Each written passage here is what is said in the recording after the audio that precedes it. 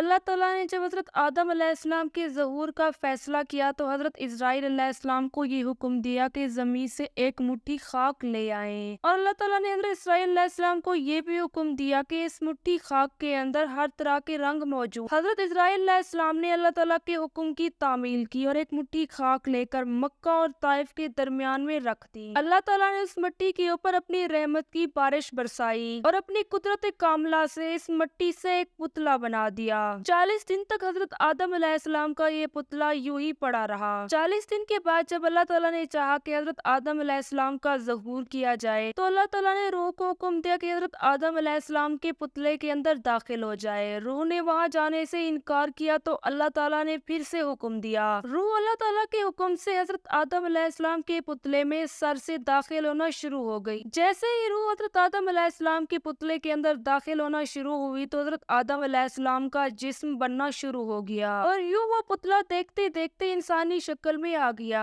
جیسے ہی حضرت آدم علیہ السلام کے جسم میں جان آئی تو حضرت آدم علیہ السلام اٹھ کر کھڑے ہونا چاہتے تھے۔ جیسے ہی انہوں نے اٹھنے کی کوشش کی تو وہ دوبارہ زمین پر گر گئے۔ اللہ تعالیٰ نے قرآن پاک میں ارشاد فرمایا ہے، بے شک انسان جلد باز پیدا ہوا ہے۔ جیسے ہی حضرت آدم علیہ السلام نے چیخا تو حضرت آدم علیہ السلام کی زبان سے الحمدللہ نکلا۔ حضرت آدم علیہ السلام کی الحمدللہ کہنے پر اللہ تعالیٰ نے فوراً سے ہی جواب دیا اور اللہ تعالیٰ نے کہا یا رحمکم اللہ۔ جیسے ہی حضرت آدم علیہ السلام کی تخلیق مکمل ہوئی تو اللہ تعالیٰ نے ایک فرشتے کو حکم دیا کہ جنت سے جنتی لباس لایا جائے۔ جب وہ فرشتہ جنتی لباس لے کر حاضر ہوا تو اللہ تعالیٰ نے اسے حکم دیا کہ یہ لباس حضرت آدم علیہ السلام کو پہنا دو۔ مورخین کے مطابق ایک روایت میں آتا ہے کہ حضرت آدم علیہ السلام کی تخلیق سے پہلے فرشتے کہا کرتے تھے کہ اللہ تعالیٰ نے انسان کو ایک مٹھی خاک سے بنایا ہے اور اس خاک سے بنا کر اسے تخت پر بٹھائے گا، لیکن انسان ہم سے کبھی افضل نہ ہوگا کیونکہ ہم لوگ دن رات اللہ تعالیٰ کی عبادت میں مشغول رہتے ہیں اور ہم انسانوں سے ہمیشہ ہی عظیم رہیں گے۔ لیکن جب اللہ تعالیٰ نے حضرت آدم علیہ السلام کی تخلیق کی تو اللہ تعالیٰ نے تمام فرشتوں کو بلایا اور کہا کہ حضرت آدم علیہ السلام کو سجدہ کرو۔ تمام فرشتوں نے ادب کے ساتھ حضرت آدم علیہ السلام کو سجدہ کیا سوائے ابلیس کے۔ اس نے کہا کہ اے میرے مولا، تو نے مجھے آگ سے بنایا ہے، میں آدم سے زیادہ افضل ہوں۔ اس نافرمانی کی وجہ سے اللہ تعالیٰ نے ابلیس کو اپنی بارگاہ سے نکال دیا۔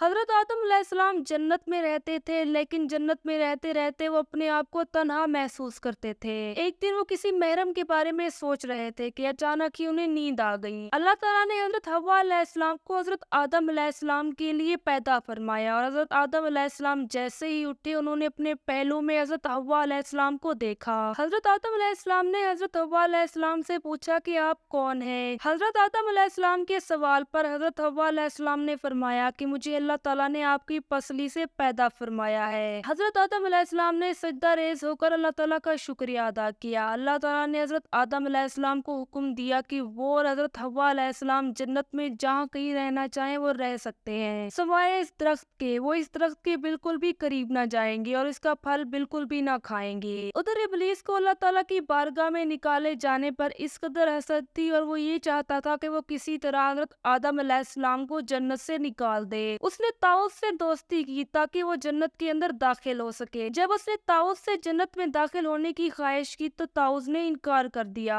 اور اس نے کہا کہ تم اس معاملے میں سانپ سے مدد لے سکتے ہو۔ پھر ابلیس نے سانپ سے مدد مانگی اور سانپ کے اوپر منتر پڑھ کے اسے اپنا اسیر بنا لیا۔ سانپ نے ابلیس کو اپنے منہ میں لیا اور سیدھا جنت کے اندر داخل ہو گیا۔ شیطان جنت کے اندر داخل ہو کر سیدھا حضرت آدم علیہ السلام اور حضرت حوا علیہ السلام کے پاس پہنچ گیا۔ وہاں جا کر اس نے رونا شروع کر دیا۔ جب حضرت آدم علیہ السلام نے ابلیس سے رونے کی وجہ پوچھی تو ابلیس نے انہیں بتایا کہ جنت کی تمام نعمتیں آپ لوگوں سے چھین جائیں گی اور بہت جلد آپ لوگ مر جاؤ گے۔ جب حضرت آدم علیہ السلام اور حضرت حوا علیہ السلام نے یہ باتیں سنی تو وہ بہت زیادہ افسردہ ہوئے۔ پھر شیطان نے انہیں بتایا کہ جنت کے اندر ایک ایسا پھل ہے جسے کھانے سے وہ ہمیشہ زندہ رہیں گے۔ پھر حضرت آدم علیہ السلام نے ابلیس سے پوچھا کہ آخر وہ درخت کون سا ہے جس کا پھل کھا کر ہم ہمیشہ کے لیے زندہ رہیں گے؟ تو ابلیس حضرت آدم علیہ السلام اور حضرت حوا علیہ السلام کو اپنے ساتھ لے کر اسی درخت کے پاس پہنچ گیا۔ جس درخت کے پاس جانے سے اور اس کا پھل کھانے سے اللہ تعالیٰ نے حضرت آدم علیہ السلام اور حضرت حوا علیہ السلام کو منع فرمایا تھا۔ جب ابلیس نے انہیں کہا کہ اس درخت سے پھل توڑ کر کھاؤ تو تم ہمیشہ کے لیے زندہ رہو گے تو حضرت آدم علیہ السلام نے وہ پھل کھانے سے انکار انکار کر دیا۔ حضرت آدم علیہ السلام نے ابلیس سے کہا کہ اس درخت کا پھل کھانے سے میرے رب نے مجھے منع کیا ہے، تو میں کیسے اس درخت کا پھل کھا سکتا ہوں؟ پھر شیطان نے قسمیں اٹھانا شروع کر دی اور سانپ سے کہا کہ وہ اس کے حق میں گواہی دے، تو سانپ نے شیطان کے حق میں گواہی دی، لیکن پھر بھی حضرت آدم علیہ السلام شیطان کی باتوں میں نہ آئے اور وہاں سے چلے گئے۔ شیطان نے جب دیکھا کہ حضرت آدم علیہ السلام اس کی باتوں میں نہیں آ رہے تو اس نے حضرت حوا علیہ السلام سے بات کی۔ حضرت حوا علیہ السلام حضرت آدم علیہ السلام کے پاس تشریف لائی اور فرمانے لگی کہ سانپ تو جنت کا خادم ہے، وہ بھی ابلیس کے حق میں گواہی دے رہا ہے، تو سب سے پہلے اس پھل کو میں کھاؤں گی، اگر مجھے کچھ نہ ہوا تو پھر آپ اس پھل کو کھانا، اور اگر مجھے کچھ ہو گیا تو آپ اس پھل کو بالکل بھی نہ کھانا اور اللہ تعالیٰ سے میرے گناہوں کی معافی مانگنا۔ چنانچہ حضرت حوا علیہ السلام نے جیسے ہی وہ پھل کھایا تو حضرت آدم علیہ السلام نے بھی حضرت حوا علیہ السلام کے کہنے پر وہ پھل کھا لیا۔ اس پھل کو کھانے کے بعد جس کے بارے میں اللہ تعالیٰ نے انہیں منع فرمایا تھا، ان دونوں کی سطر ان دونوں کے سامنے آ گئے، تو وہ دونوں اپنے جسم کو چھپانے کے لیے پتوں کا سہارا لینے لگے۔ اللہ تعالیٰ نے حضرت آدم علیہ السلام اور حضرت حوا علیہ السلام کی اس غلطی کی وجہ سے انہیں جنت سے نکال کر زمین پر پھینک دیا۔ پھر اللہ تعالیٰ نے حضرت حوا علیہ السلام اور حضرت آدم علیہ السلام کو معافی کی دعا سکھائی اور انہیں معاف کر دیا۔